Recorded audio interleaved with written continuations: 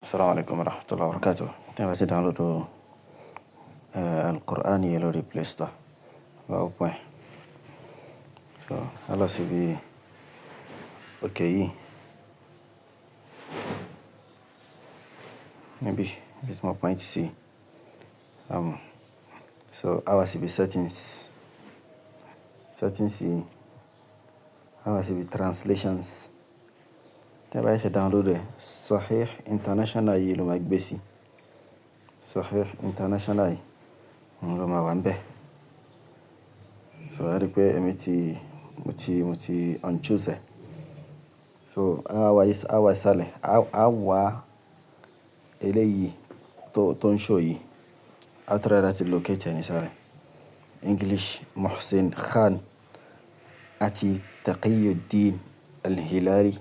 So, a try láti locate ẹ̀ nísàlẹ̀. Ká lọ sí English M. A rí níbẹ̀. So, a download ẹ̀. A dá click ẹ̀. Ká unchoose eléyìí.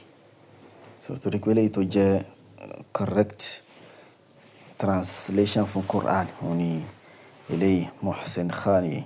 Gbogbo àwọn yòókù. So, kò fẹ́ ṣe èyí tí ó fẹ́ ní error ńbẹ̀. Ṣùgbọ́n eléyìí, òun ni ó wà okay tí àwọn àfáà sọ pé kí èèyàn máa lò. Tí a bá ti mọ̀, èèyàn dẹ̀ máa done ẹ̀. Ó ti tán nìyẹn. Tí a bá ní di tafsir náà, èèyàn ó download eléyìí tó bá wù yàn. Naam, so bó ṣe rí nìyẹn.